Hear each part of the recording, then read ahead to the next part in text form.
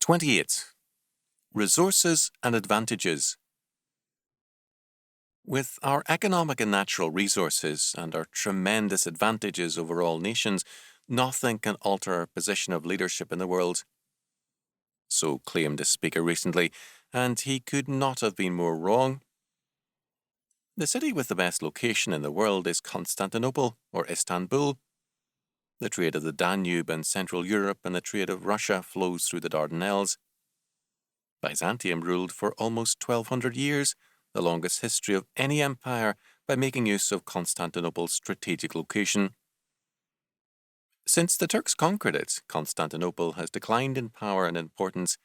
In that part of the world, it is still called Polis, or the city, but it no longer rules the world.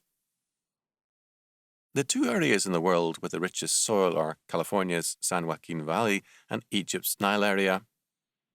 California feeds America and exports all over the world. The Egyptian farmers are among the very poorest in the world. A very great natural asset has not made Egypt rich.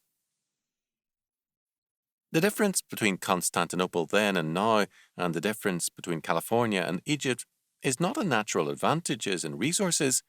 The difference is in faith and character. Without much in resources, Britain dominated the world for 2 or 3 centuries.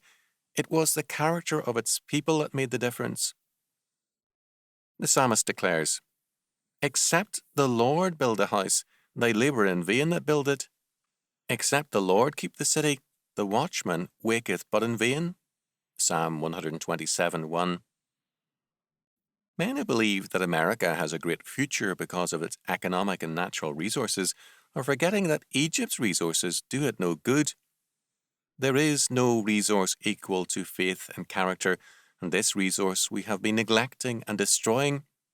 We have rejected the Lord as our master builder, and our labours may soon become totally vain. No weapon of national defence can counteract the destruction of a covenant-breaking people who disobey God's law word.